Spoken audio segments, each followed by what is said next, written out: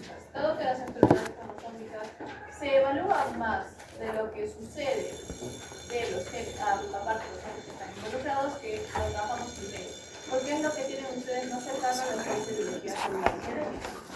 Significa de que de alguna manera u otra ustedes ya han hecho cromosomas con la doctorada y también seguramente los y seguramente han visto algunas enfermedades. ¿Qué se acuerdan de biología celular y genética, que eran las enfermedades que mencionaba la doctora? El síndrome de Turner, ametroidía, Klinefelter, mosaicismo, ametroidías, ¿Dijo alguna enfermedad en particular? hermafroditismo, Down, Turner, okay. ametroidías. Una cosa es ploidía y otra cosa es somía. Somía es cuando falta uno cromosoma. Ametroidía es cuando el juego, o sea, hay un juego incompleto o un juego de más. Creo que sí. ¿Y el síndrome de nada? Las monosomías son incompatibles con la vida, salvo Turner, que es el cromosoma sexual. Sí, el Turner es el único monosomía. Entonces, ya, bueno, estamos bien. Entonces, vamos a refrescar algunas ideas, van a haber otras enfermedades. Me encanta cuando se ponen así. Entonces, en realidad, las enfermedades cromosómicas, como mencionó su compañera, son difíciles, son raras. ¿Por qué? Porque involucran gran material genético. Debemos recordar que los cromosomas se conocieron y se estudiaron antes de descubrir el ADN.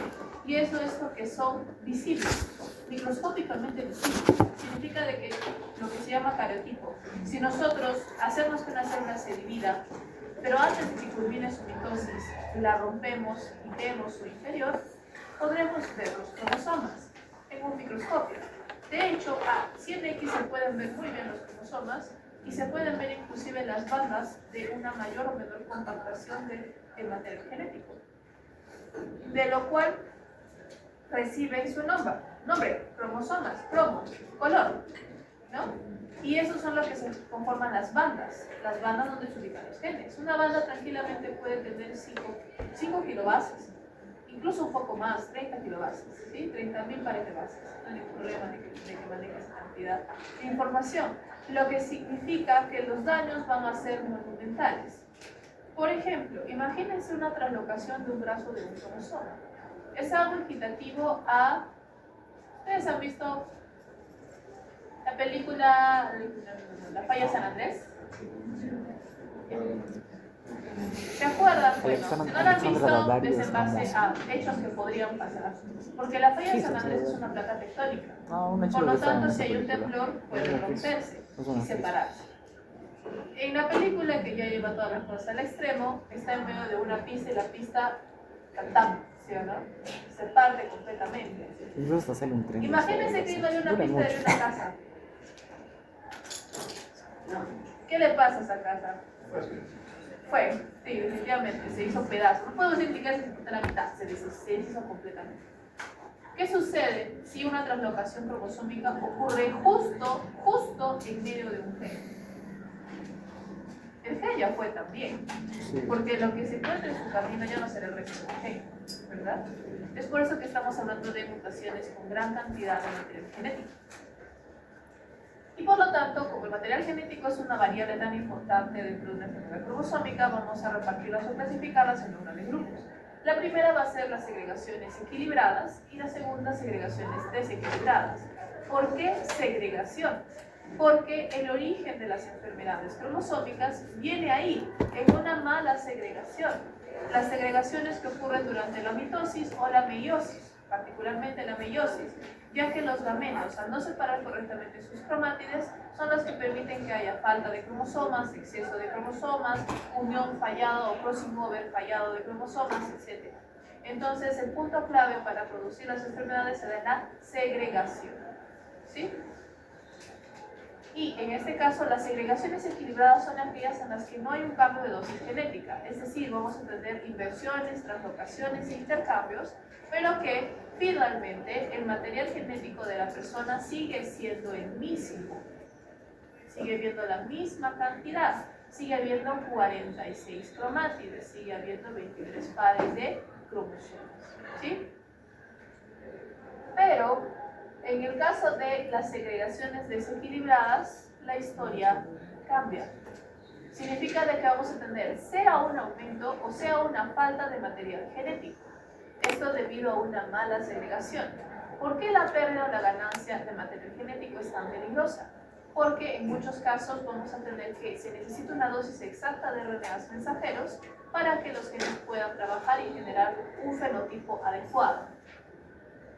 Si tenemos menos, habrá falta de RNAs mensajeros, menos obreros y menos trabajo. Si tenemos exceso de copias de gen, tendremos exceso de RNAs mensajeros, exceso de trabajadores, exceso de trabajo. Lo que en este caso, cuando vemos fenotipos y procesos metabólicos, un exceso de trabajo también puede ser peligroso. ¿Sí? Muy bien. Entonces, algunos de los ejemplos que vamos a ver de enfermedades cromosómicas va a ser, por ejemplo, los síndromes por segregación anormal, como mencionado, aquellos que durante la meiosis hay una separación incompleta de las cromátidas. Vamos a tener los síndromes recurrentes, que van a ser aquellos en los cuales vamos a tener de lesiones continuas o unas de lesiones seguidas de otras. Normalmente pueden ser de lesiones repetitivas, de lesiones repetitivas y lesiones repetitivas, ¿sí? Que va a afectar a los genes. Idiopáticas, cuyo origen se desconoce. Normalmente podemos tener de lesiones, intercambios, segregaciones erróneas, pero no existe una razón real a partir de la cual hayamos tenido este problema. Es decir, simplemente surgió. No podemos echarle la culpa, no podemos generar una causalidad absoluta para un solo problema. Las familiares desequilibradas, que lógicamente van a ser en muchos casos pasadas de generación a generación, que normalmente las vamos a ver, por ejemplo, en los síndromes asociados a los cromosomas sexuales. Ahora vamos a empezar con los autosomas, si no vamos a tocar sexuales todavía, y problemas de impronta genómica. Entonces, para recordar, ¿qué es la impronta? La impronta es un perfil epigenético heredado de los padres. Entonces, seguramente, no sé si ustedes, a pesar de que tienen la IA, no quiero volver a generar esta moda, porque esta moda fue horrible en mi juventud, va a ser horrible en su juventud también, que es que poníamos, por ejemplo, a dos celebridades y decíamos cómo se veían sus hijos. Y en ese momento, la aproximación exacta era agarrar un 50% de rasgos de papá, 50% de rasgos de mamá, juntarlos, salían literalmente. Gianfranco me está llamando. ¿Qué me llama Gianfranco? Pero así no funciona con todos. Nosotros no somos 50-50 papá y mamá, muy independientemente de que seamos el crossing over. No somos monstruosidades de pegatinas desde papá y mamá. De hecho, algunas hijas, especialmente las hijas primogénitas, se parecerán al papá. Los hijos, especialmente los hijos segundos, se parecerán a la mamá. ¿Por qué? De nosotros o de nuestros padres no solo heredamos genes, heredamos epigenes. ¿Qué significa? Los epigenéticas no son heredar genes, son proteínas. Son las famosas proteínas modificadoras de histonas. Fosforilación, metilación, acetilación, glicosilación, los que llevan a unos patrones específicos que permiten la expresión o el silenciamiento de genes. Y son heredables. Significa de que podemos heredarlos de nuestros padres. Por lo tanto, algunos patrones de impronta serán heredados por papá y producirán una sobreexpresión de caracteres de papá, lo que hace que nos parezcamos a nuestros papás. Y viceversa para las mamás. ¿Sí? Bien. Entonces, son dos factores. Muy aparte de los genes, cómo manejamos los genes, epigenética. Sin embargo, algunas veces vamos a tener un silenciamiento equívoco de genes específicos, lo que va a hacer que solo exista una copia paterna y una copia materna, que va a ser la funcional, ¿no? Entonces, si se anula la funcional y queda la otra que es semifuncional, tendremos una falta de formación, una falta de información, lo que hará un desequilibrio por impronta. El genoma está ahí, pero no se está usando. Por lo tanto, habrá algún síntoma. Y vamos a darnos cuenta que los improntas son bastante conocidos cuando los voy a usar. ¿Sí? Bien. Entonces, antes de proceder con lo que son las enfermedades autosómicas, tenemos que tener un concepto muy claro, tal vez relativamente funable. y se llama de la viabilidad, eso sí, levantan la cabeza, ¿no? Se llama viabilidad del feto. Ah, sí, ¿cómo se llama? ¿Ok? ¿Cómo, o sea, ¿Por qué es relativamente funable? escucho feto? Porque, visto desde un punto de vista biológico evolutivo, los bebés cuando están dentro de la mamá son parásitos. ¿Por qué son Se parásitos? creía. Porque no aportan Se creía nada a mamá, que- no aportan ni nutrientes, no aportan defensas, no hay simbiosis, no hay comensalismo, literalmente es parasitosis. Porque absorbe los nutrientes al detrimento de la mamá. Si la mamá sigue comiendo como comía antes de estar embarazada, le va a venir anemia, le va a venir deficiencia de fólicos, se va a poner débil, etc. Hasta los Tiene 18 que son comer más parásitos, pues, nutrientes, ya. porque la mayoría de los nutrientes serán priorizados al desarrollo del bebé. Y también, si no lo hace, el bebé va a crecer mal y ambos van a estar en peligro. Por lo tanto, es una relación parasitaria. El cuerpo invierte No me quiero acompañar. energía y Vivir con alimento en una nueva vida. La misma que No tiene sentido que el cuerpo invierta alimento y vida en una nueva vida si esta vida no va a nacer, si no va a vivir. Significa de que el cuerpo está constantemente analizando si el feto es viable. Y eso a veces sucede cuando ustedes vean lo que es inmunología y hay una incompatibilidad inmunológica entre mamá y feto. El sistema inmunitario de la mamá empezará a tratar el feto como un parásito que aparentemente es y lo destruirá. ahorras fuerte. En el caso de que el feto tenga malformaciones y se esté dando cuenta de que su crecimiento dentro de la barriga no es el adecuado, procederá a deshacerse del feto, lo que se conoce como un aborto espontáneo. Hay ciertas mutaciones muy graves, hay ciertas mutaciones que llegan a ser tan graves que se genera un aborto espontáneo. Es decir, el mismo cuerpo sabe, esto no va a llegar a terminar bien, deshagámonos de él, intentemos otra vez. ¿Sí? Son los abortos espontáneos. Mientras más mutaciones haya, más abortos existen. Y eso se ha visto a lo largo de la historia. Tenemos diferentes episodios, y si no quieren de la historia de la ficción, en los cuales los niños no eran viables. Primer episodio, Egipto. No tenían muchos hijos, no porque no quisieran, porque no sobrevivían. Y no sobrevivían por las condiciones, no sobrevivían por la cantidad de mutaciones genéticas.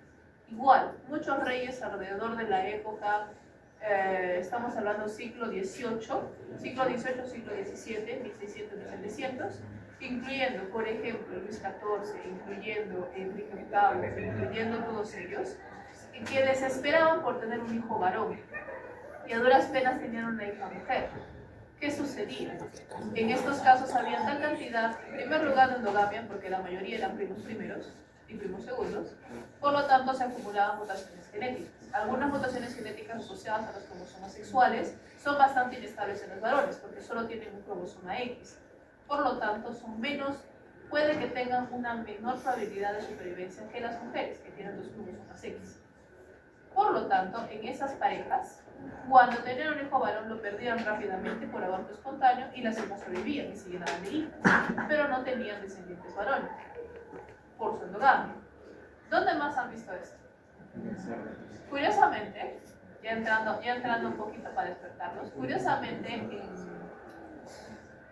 Juego de Tronos y La Casa del Dragón existe una alegoría a este proceso. ¿Qué pasaba con los Targaryen? Que cumplían con la endogamia completamente azotada dentro de su familia.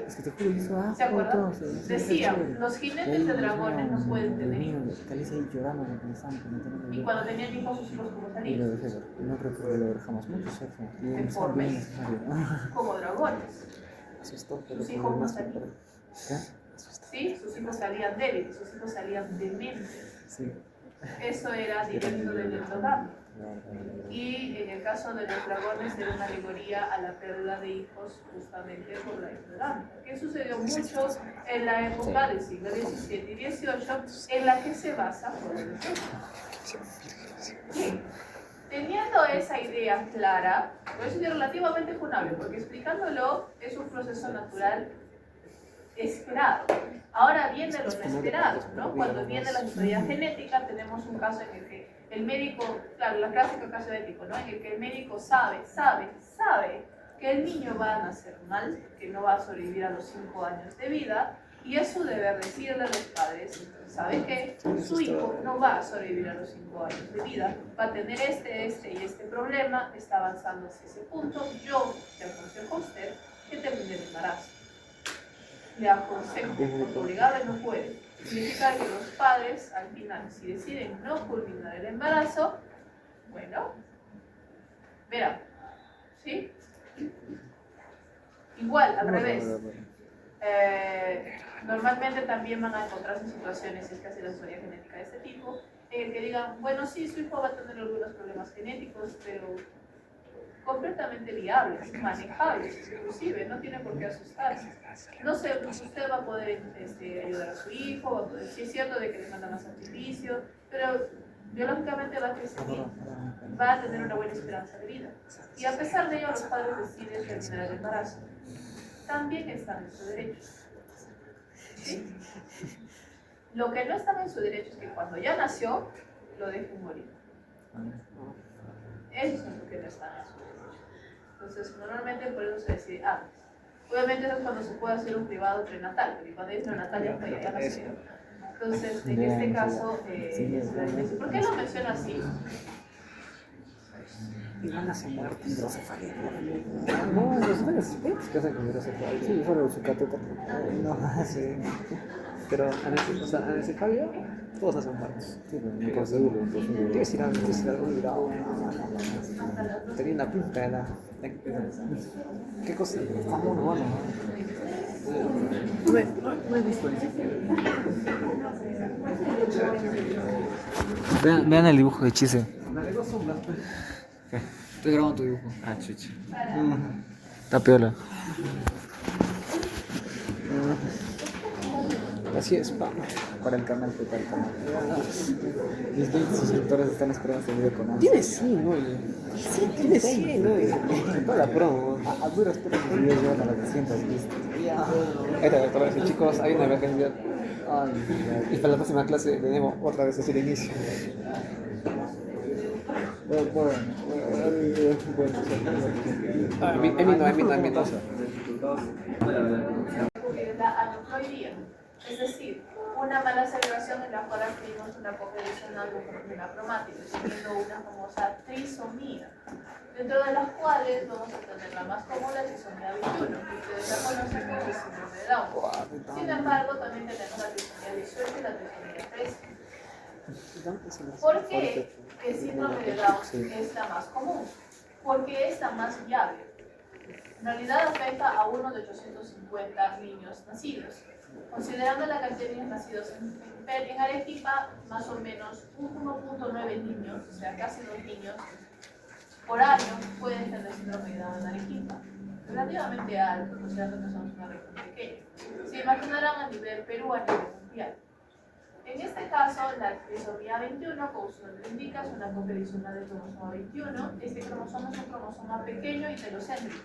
Es decir, que solamente son visibles y tienen genes sus brazos largos. Sus brazos cortos son prácticamente 2 cachitos, la parte de arriba, que no tienen material genético, puede ser. O sea, heterocromático. ¿Sí? Entonces, cuando nosotros tenemos una dosis adicional de los genes asociados al cromosoma 21, vamos a encontrar ciertas características fenotípicas, como la hipotonía, que es falta de fuerza muscular en el niño, especialmente después de los 3 meses, que ya debería patear, moverse, levantar la cabecita y demás. Talla baja, piel larga en nuca, pliegue palmar, clinodactilia. También vamos a tener algunas características faciales clásicas, como el occipucio plano, los pliegues epicánticos, ¿sí? Vamos a tener una forma particular acá en nariz, en los ojos, especialmente si los ojos son de color claro, vamos a poder observar las manchas de Rushfield, que son unas manchas cafés a nivel del iris de los ojos. Y vamos a tener lo que es una discapacidad intelectual moderada a leve, lo que hace que, como hemos dicho, tengan un buen estilo de vida. Las personas con síndrome de Down, con un cuidado adicional, con un entrenamiento correcto de forma cognitiva, pueden llegar a ser incluso independientes, manejar vehículos, formar una familia. He dicho con la educación correcta, porque normalmente en un colegio estándar, un niño con síndrome de Down suele quedarse atrás porque simplemente se queda atrás. Normalmente nosotros cuando somos docentes trabajamos con un grupo grande de chicos y tenemos siempre 3 tipos de chicos: los que salen por delante de los demás, que no necesitan mucha ayuda, que son realmente independientes y el profesor los deja hacer lo que quieran mientras aprendan lo básico. A veces les dan más información para que aprendan más porque eso es lo que demanda. Los chicos que están en un promedio, que con el paso o la estructura curricular del colegio se desarrollan bien, es decir, es suficiente dificultad y pueden seguir adelante. Y luego están los chicos con dificultad, que no pueden desarrollarse bien. Sin embargo, normalmente el docente no se da abasto para hacerlos para hacerlos avanzar al ritmo de sus demás compañeros. Es decir, en otras palabras, estas personas, especialmente las personas con discapacidad intelectual diagnosticada, no tienen por qué ir a la velocidad que las demás personas. Sí tienen derecho a aprender igual que los demás, pero no a la misma velocidad. Entonces es su derecho que lo hagan de la velocidad a la que ellos más les acomode para que puedan aprender. Y cuando ese tipo de entrenamiento se da, entonces sí aprenden muy bien.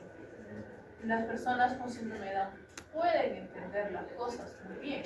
Tal vez algunos detalles asociados a una inteligencia superior, como la malicia y la mentira, les cuesta un poco. Sorprendentemente, la malicia y la mentira es una inteligencia. Les cuesta, ¿no? Pero después de eso, normal. Ahora, el tiempo de esperanza de vida también de las personas con síndrome de Down es relativamente alto. Estamos hablando de 55 años de vida. Muchas personas aparentemente sanas se han llegado a los 55 años, ¿sí? No hay ningún problema. Ahora, siempre hay una condicional. En este caso, que se desarrollen algunas otras malformaciones congénitas que dificulten su vida, como pueden ser cardiopatías y atresias en el sistema digestivo, así como riesgos de leucemia y de demencia prematura, que pueden o no pueden aparecer dentro de la trisomía, ¿sí? Luego tenemos los casos menos comunes, que son la trisomía 18 y la trisomía 13, que son muy raros. Estamos hablando de uno de cada 8.000 niños nacidos y uno de cada 20.000 niños nacidos. Y eso se debe a que su esperanza de vida es muy baja. A diferencia del anterior, lo que tenemos acá no es una hipotonía, sino una hipertonía. Es decir, los músculos están en constante contracción, lo que genera ciertas características clave de la enfermedad, como el cierre de puños, es decir, los cerrados siempre. Esto les duele, esto les molesta, esto los fatiga, esto se puede lastimar con sus puñitos, porque están bien afiladitas cuando son pequeños. Y es difícil dejar que hagan este movimiento en este constante puño. O igual, cuando ustedes estiran sus piecitos, cuando los estiran acaso van derechos, hacen esto, con sus propios huesos y músculos. Entonces lo que hacen es el famoso pie de mecedora, que son pies tensos, ¿sí? Igualmente tenemos microcefalia, deficiencia, y acá, importante, vamos a tener en algunos casos ya malformaciones embriogénicas un poquito complicadas, como orejas de implantación baja, ¿sí? En vez de que estén acá, a meter un poquito más cerca del cuello, o, por ejemplo, labio leporino, fisura palatina, anomalías oculares y discapacidad intelectual grave. Cuando entramos en discapacidad intelectual grave, las personas no pueden vivir por sí solas. Algunos se quedan con una mentalidad infantilizada, pero como tenemos una pobre esperanza de vida, no se sabe exactamente cuánta es la discapacidad. Acá el detalle es de que como existen malformaciones cardíacas graves, dificultades en la alimentación, una exacerbación de las atresias observadas en el sistema digestivo o malformaciones del sistema nervioso, los niños normalmente no pasan del año de vida. En el caso de la trisomía 18, el 50% fallece dentro del primer mes de vida. Entonces, su tiempo de vida no son viables. Aquí es donde entramos llega el concepto de poca viabilidad respecto a las malformaciones.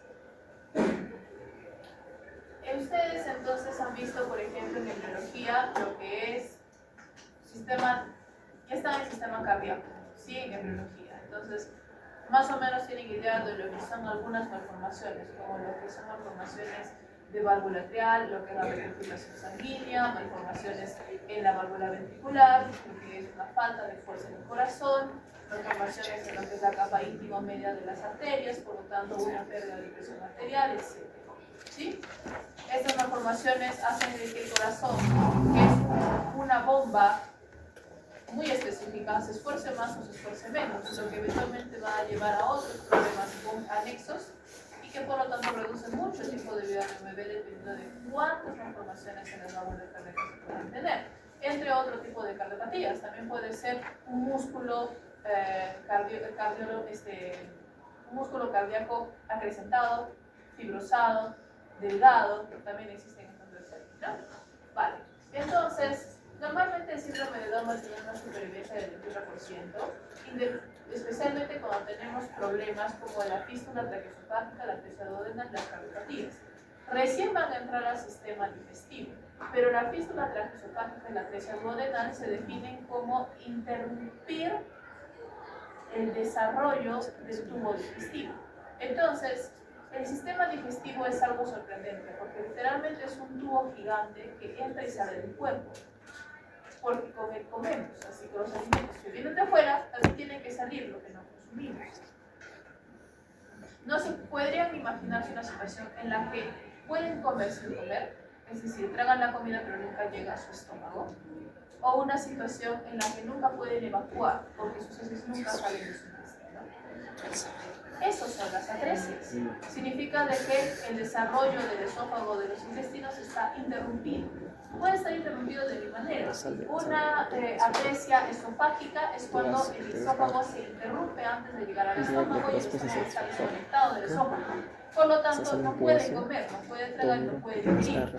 Obviamente es muy incompatible con la vida desde el primer momento en el que nace porque no tiene forma de alimentarse. Mientras estaba en gestación se puede alimentar de forma umbilical, pero ahora que está afuera no puede alimentarse. ¿Sí? Igual, en el caso de la atresia duodenal no puede eliminar desechos. El problema con no eliminar desechos es que la sobreconcentración de los desechos puede llevar, entre muchas cosas, a una sepsis generalizada. Por lo tanto, también es incompatible con la vida. ¿Cuáles son las sepsis? Adicionalmente está la fístula traqueosofágica, que es una versión de la atresia en la que el esófago se conecta con la tráquea y vuelve a salir, lo que hace que en este caso las personas se ahoguen cuando comen. Soluciones: solamente cirugía y cuando es posible, es decir, cuando haya la posibilidad de conectar al esófago con el estómago, al intestino con el estómago o desconectar al esófago de la tráquea. Cuando es posible, significa de que si la atresia es muy temprana, es decir, más o menos a este nivel, sería imposible hacer todo este tubo. ¿Sí? Pero si se encuentra en esta parte de acá, todavía como que podemos conectar algo, sacar material, sacar tejido o algo, poner alguna prótesis para que pueda trabajar. Doctor, ¿y si la cirugía no es posible cuando ya se muere? ¿Ya?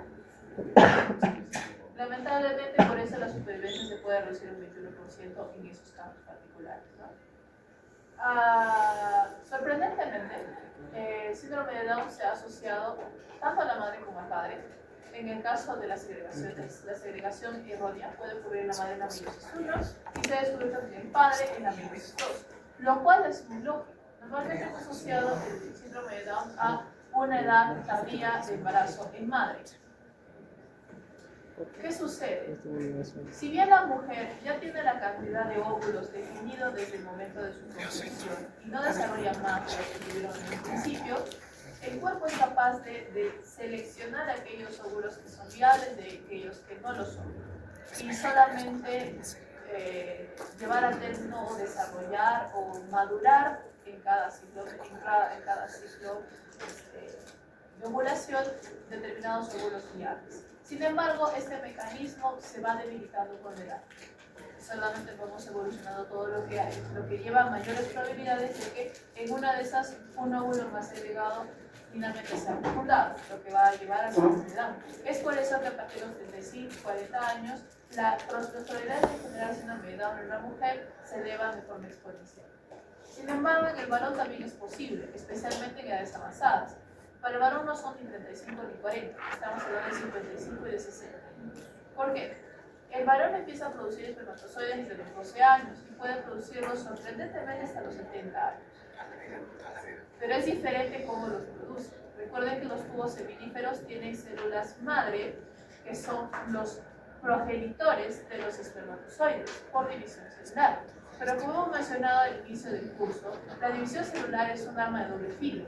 Si se sigue produciendo, se incrementan las posibles mutaciones producto de la división celular, lo que hace que los espermatozoides producidos por un varón entrado en años, estamos hablando a partir de los 65 años, sean espermatozoides no viables, espermatozoides deformes, con segregaciones erróneas, con bolitas rotas, con bolitas que no naden, y por lo tanto eso ya está asociado a la infertilidad del varón. ¿Sí? Si bien el varón puede seguir produciendo espermatozoides entrados a los 60 años, eso no implica de que todos sean viables o de que el varón sea fértil, puede ser infértil, porque esos espermatozoides no sirven.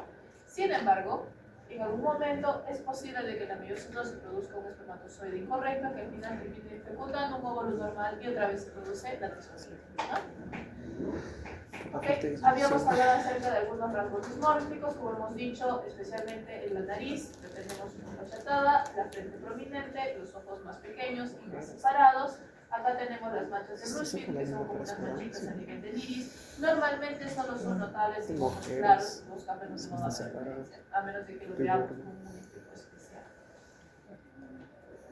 Una de las características adicionales de este sistema es en este caso el... ¿Hasta qué hora tengo clase? Ya.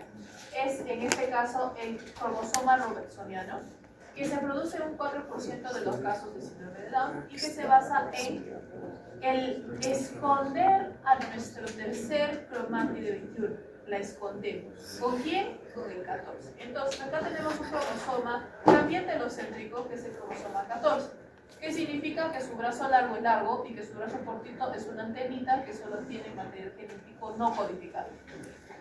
Por lo tanto, el tercer cromosoma 21 va a venir, va a desechar su brazo corto, el cromosoma 14 también va a desechar su brazo corto y los ambos brazos largos se van a juntar generando un nuevo centrómero, formando lo que aparentemente sería un cromosoma mesocéntrico, pero que tiene dos brazos Q.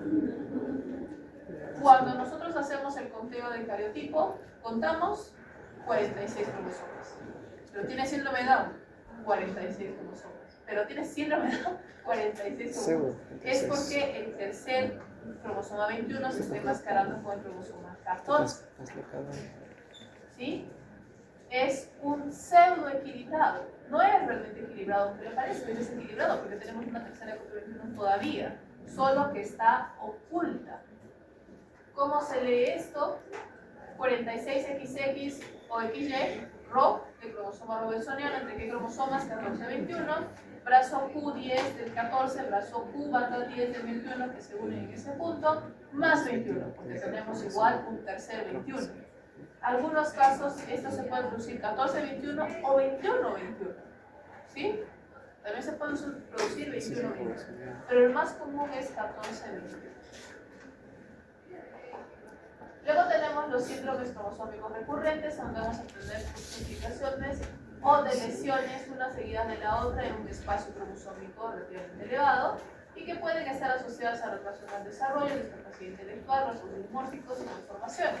Entre ellos podemos tener, por ejemplo, las lesiones del cromosoma 22, también conocido como el síndrome de George, que van a tener estas características de forma heterogénea, es decir, que no siempre vamos a tener las mismas características juntas, dependiendo de lo que sea de lesionado dentro del cromosoma 22.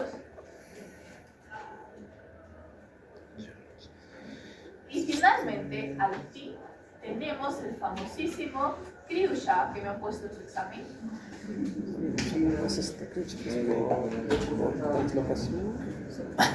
No necesariamente bien escrito, porque he encontrado de todo. ¿Por qué se llama cri du chat? Es una frase en francés. Grito de gato. Cri, llanto de chat. Gato. ¿Alguna vez han escuchado un gato maullar cuando está encerrado? Esos chibolos como Son horribles, ¿verdad? Dios mío. Parece un bebé llorando, ¿verdad? ¿verdad? No, mi gato cuando estaba en el suelo, yo era tan normal, o sea. Algo similar, pero bajito. Ah, otros Es gatos. decir, como si se estuviera ahogando, pero sus ahogados sean como que de un gatito bebito. Así. No, es igual de aterrador, no lo puedes sacar, es igual de aterrador. Algo así estaba. Entonces, el síndrome de Cri-du-Chat es relativamente raro. 1 en cada 7.000 niños. En algunos casos, porque lo que normalmente se da es una lesión del cromosoma 15 en el brazo P, el brazo corto, en el extremo del brazo corto, que es la banda 15. Pero en algunos casos tenemos lesiones adicionales que pueden alcanzar hasta la banda 13, que está más cerca al centrómero.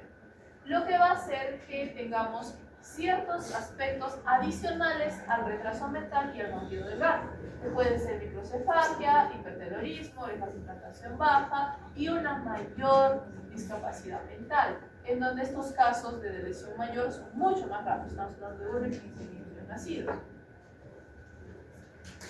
Normalmente estos casos son idiopáticos. Sorprendentemente, el caso de Cri-du-Chat es completamente idiopático, es decir, no sabemos por qué se lesiona el cromosoma 5, pero se lesiona. Entonces, lo que tenemos acá, por ejemplo, es una comparación entre 3 niños con Cri-du-Chat, que podemos observarlos si no se ven igual. ¿Okay? Un niño que parece relativamente normal, que es el niño en la imagen A, relativamente, porque esa cara de bonito espantado es de todos los niños recién nacidos, pero el B y el C ya no se ven normales. En el caso del B, se ven ya las orejas de implantación baja. Miren sus orejas a qué altura están. Normalmente sus orejas están a una altura donde se terminan los ojos, este debería estar un poquito más abajo. Esta parte de acá es pequeña, su cabecita es muy pequeña, sus ojos están separados, ¿sí? Y finalmente, el último caso en el que ya tenemos definitivamente una vista vacante asociada al retraso mental. Que normalmente los niños, si bien los niños recién nacidos no ven como vemos nosotros ahorita, enfocan sus ojos, ¿sí? Entonces, ¿qué sucede? Acá tenemos el cromosoma, acá tenemos el brazo corto, acá tenemos la banda 15 que hemos mencionado antes, y dentro de los primeros espacios de la banda 15 tenemos los problemas en el habla, el movido del gato y el retraso mental lento. Pero a medida de que vamos viendo un incremento en la lesión, ya una lesión que puede llegar a 5 megabases, que va a ubicar en la banda 14 y la banda 13, tenemos un retraso mental acrecentado, que son los casos más raros. ¿Sí?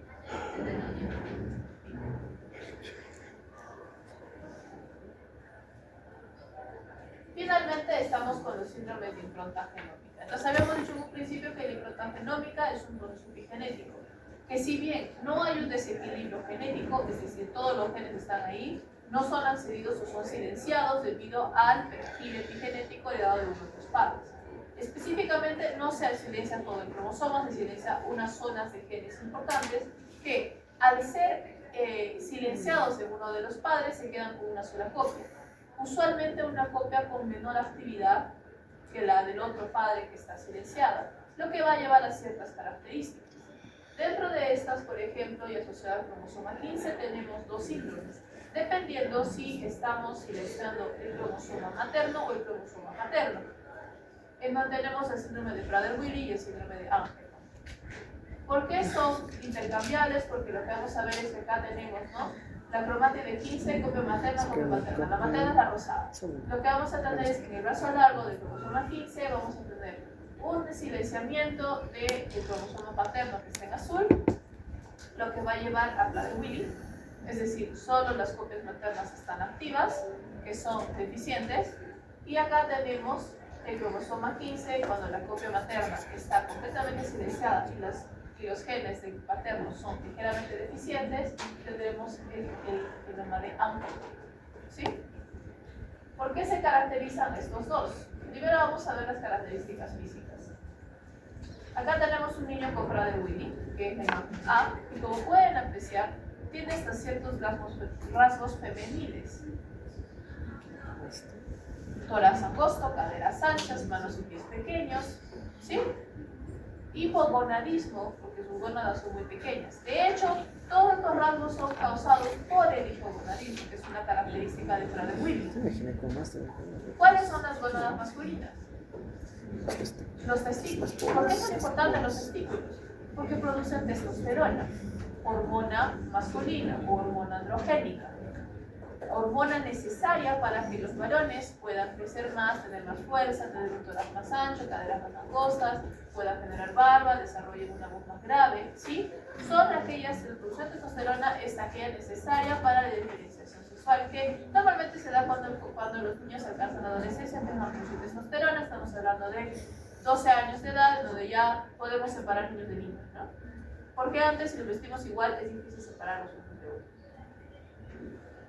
En este caso, entre las características de Prader-Willi, lo que vamos a tener va a ser que en el cromosoma 15, aquí vamos a tener una región conocida como el grupo genético SNO-RNA, que suele ser silenciado en el cromosoma paterno. ¿Sí? Para Prader-Willi. ¿Qué otras características tenemos asociadas a Prader-Willi? Hipotonía neonatal, obesidad, producto de un proceso psicológico conocido como consumo indiscriminado de alimentos. Cuando digo consumo indiscriminado de alimentos, es consumo indiscriminado de todo.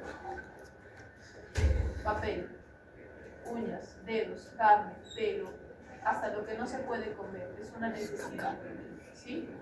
Superior a ellos, no es psicológico, es poco tratable. ¿Okay? Hipogonadismo, discapacidad de estatura corta.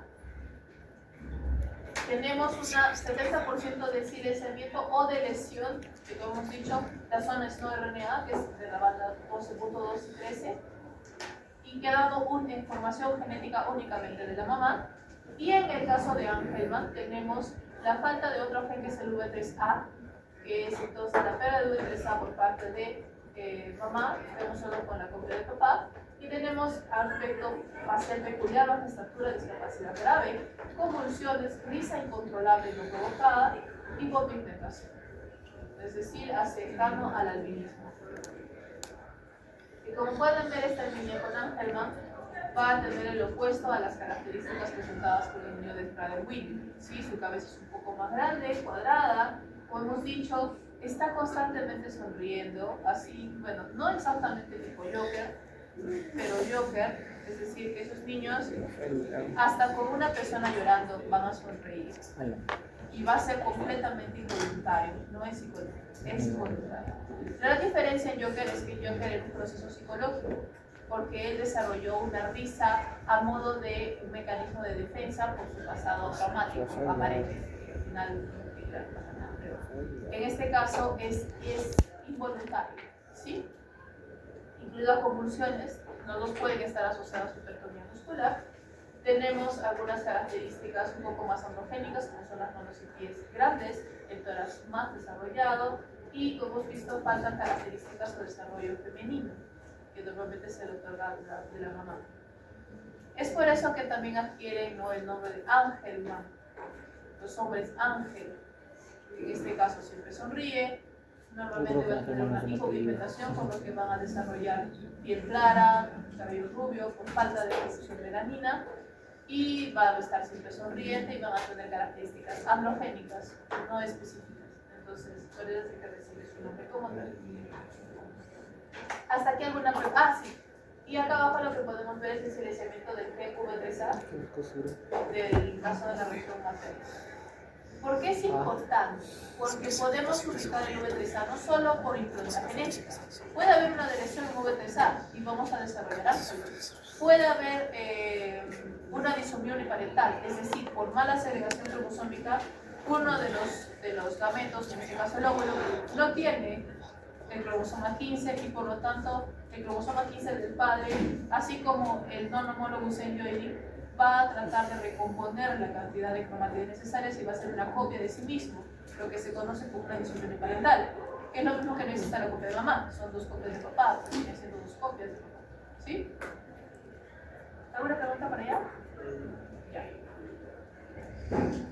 Y aquí nos quedamos con esta primera parte. ¿Preguntas? Bueno, pasemos a la segunda parte.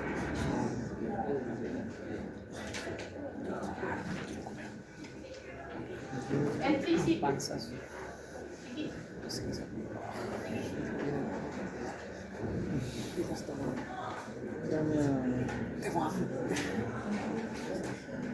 Eso piensa. Está fuerte el estómago.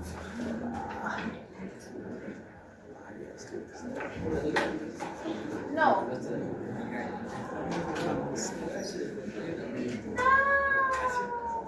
Me equivoqué de pastilla. Salimos a comer. Me equivoqué de pastilla.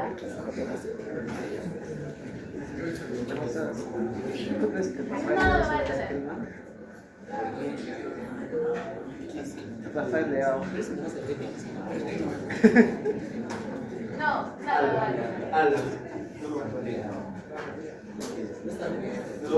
No sabes, pinche loco. Pues no te pongo.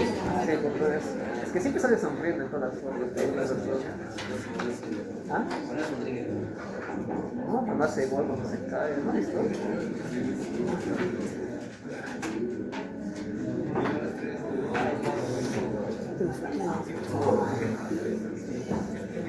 La panza.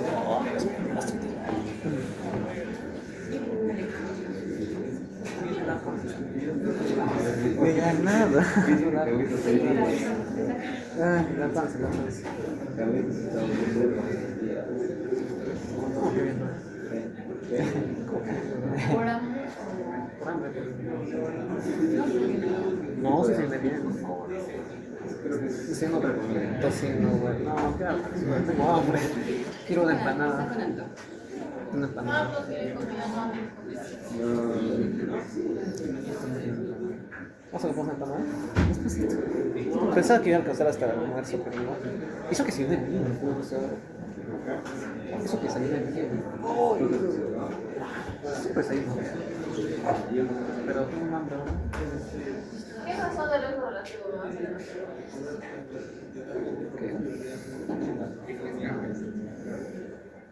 Ok, aquí estamos. Oh, no, no, casi no se me abre. Seguimos. Cromosomas sexuales, Susana María. Entonces, antes que nada, hablemos, como dice el libro, de la base cromosómica y la determinación sexual. Aquí viene la parte funable de este capítulo. Todo es funable. ¿Por qué la parte funable? A ver. Para entrar a entender sobre cromosomas, tenemos que definir primero lo que biológicamente es una mujer y un varón. Biológicamente mujer es XX. Biológicamente varón es XX. ¿Sí? A eso nos estamos refiriendo, porque ahora nos daremos cuenta de que, de hecho, dentro de los cromosomas X y Y van a existir genes determinantes del sexo. Y cuando estos genes se disgregan de mala manera, van a haber problemas o síndromes de mala disgregación o de mala determinación del sexo. ¿Sí? Perfecto.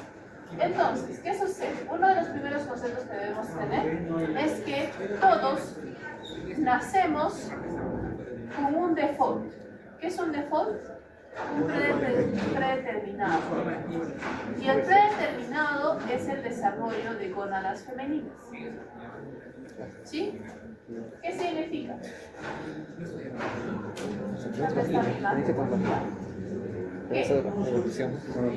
Cuando los niños están en desarrollo, normalmente tenemos lo que es la gónada ambipotente, que es una gónada que, dependiendo de los genes presentes, va a desarrollarse en un testículo y va a salir de la parte interna hacia el exterior, o se van a formar los ovarios, que va a ser de la mujer en la parte interna. De la misma manera, el resto del sistema genital va a desarrollarse, por ejemplo, en lo que es la vagina, en lo que es, en este caso,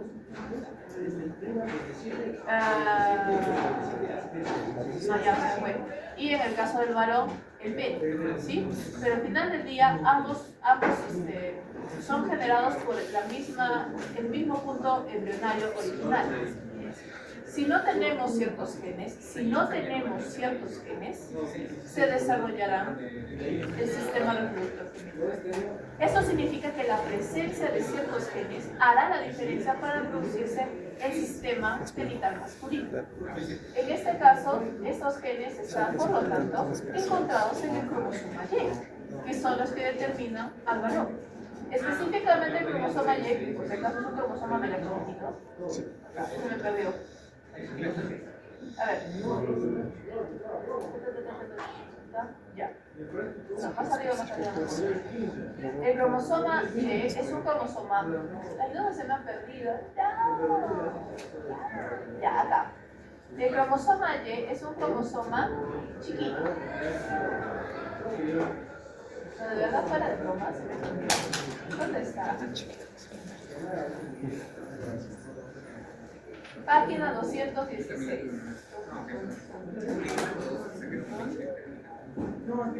Se va a la 216. Así no se puede, se quedará chiquito, los centros chicos. Quería que vieran el nombre de los genes, pero no está cooperando conmigo. Ya.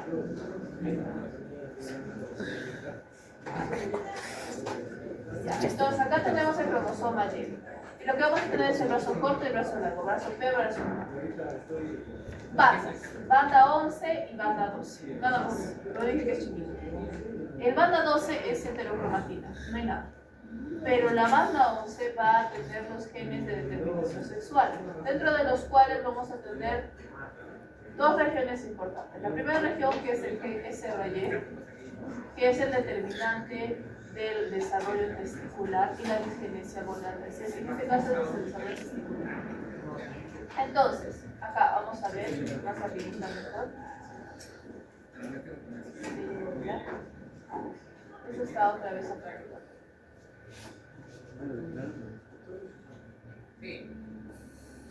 Está grabando, ¿no? ¿Estás picado? Bueno, muy bien. Entonces, y en el otro caso, otros genes que van a ser el USP9Y, el DDX3Y y los genes DAS, que se asocian a los grupos AZF, A, B y C, o los AZF, que son los denominados azospermos.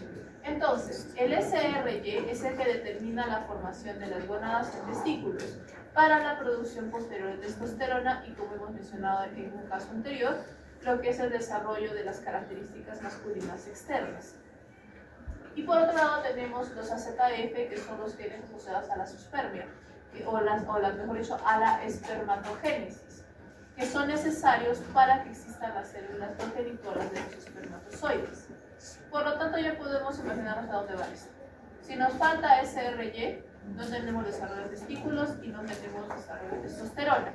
Por lo tanto, hay un proceso de androgenismo femenino. Y en el caso de la ZF, tenemos el desarrollo de un varón normal, pero falta de producción de espermatozoides, por lo tanto es infértil. ¿Sí? Por lo tanto, ambos tienen que ser pasados. En el caso del cromosoma Y, sin embargo, tenemos otro detalle interesante. Como hemos dicho, el desarrollo de los ovarios y de todo el sistema sexual femenino es esperado. Por lo tanto, tenemos los cromosomas X, ambos capaces de desarrollar este sistema. Así que lo que va a ocurrir en la mujer es la inactivación del cromosoma X. ¿Qué significa? Que nuestras células deliberadamente van a silenciar uno de los cromosomas X para que solo exista una copia funcional. Deliberada y probabilísticamente, lo que significa de que algunas células se encargarán de silenciar un cromosoma X y otras células se encargarán de silenciar otro cromosoma X, produciendo un fenómeno de mosaicismo dentro de la mujer. Y este es un proceso natural. ¿Sí? Muy bien. Entonces, eso es básicamente el desarrollo de los cromosomas sexuales en general. Está pasado, ZF, y todo esto, más,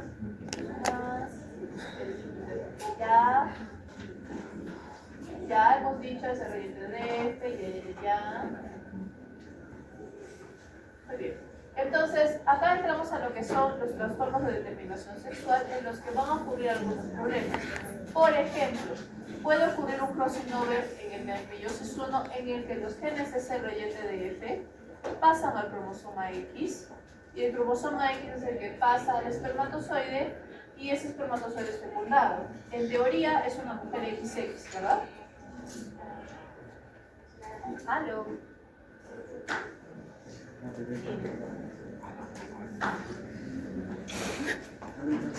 pasó? Caracho. ¿Qué pasó? No sé. ¿Qué más? Eso. Cao. Ya. No, ya no queda bien. Envíame el correo, pues. Cada día hay más cosas. Solo falta la caja de camilla donde no, está ahí. No, tienes que hacer.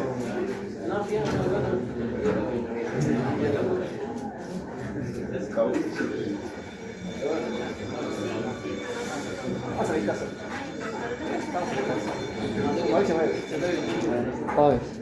¿En serio? Para ver el partido de fútbol. Ah, yo pensé para emborracharme. No, es en tu casa nomás. Grabamos todo. Nosotros no nos emborrachamos, ¿ah? Hoy sí, que hace rato, ¿no? ¿Ah, qué? Ya, A ver, partido. pero reenvíame entonces el correo. Ah. Ay, no, ma, yo me quedo. No que estoy Todos los correos, sí. Sí te pide plata. No sé, le mete al B365. ¿En paquete